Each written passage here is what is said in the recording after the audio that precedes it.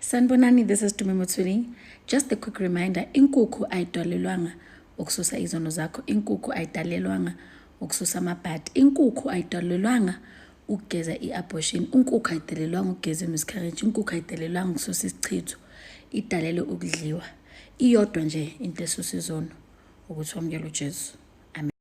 Hello Mzansi, welcome to Mkosa Mzansi. If today is your first time visiting this channel, please do the right thing and click the subscribe button, and also don't forget to smash the like button. Uyaqhubeka nokutrenda ugogo Sikhuthini, or should we say uTumi Dlamini, ngemva kokuthi repent aphenduke akhethe Jesu. Sekuthi uTumi bekasangoma for quite a long time, actually from sukela smart asangoma angigobela.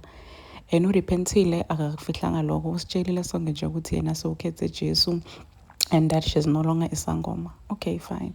Day by day uTumi as revealing my secret etangoma ukuthwasa ukuba ngigobela. And now when the video today laphana ku TikTok, whereby she was telling people ukuthi inkukhu ayigezi isinyama, ayigezi tono temuntu, ayigezi lutho.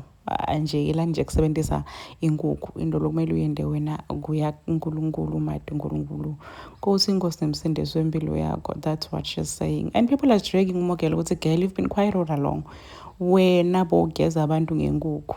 Ngiyalo so ukhuluma ukuthi inkukhu ayiwendi wonke lo msebenzi loyo ngobe wena ngolobo kwenda lokho sokuthi wena dzala uqola abantu all along, dzala wena udlade imali abantu, knowing very well ukuthi leti into leti adisebenzi. Why bo lokho quiet all along khani ukhuluma nyalo, and some on her side saying ukuthi uqinisile Ntombi Yesu ukhethe uNkulunkulu vele lokukhuluma kokungiko.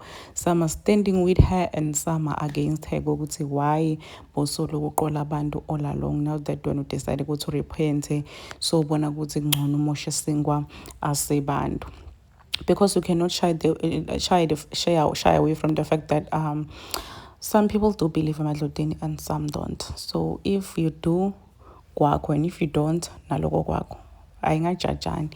Please do comment what you think below down in the comment section. Don't forget to hit the notification bell. I will see you in the next one. I'm signing out, so goodbye.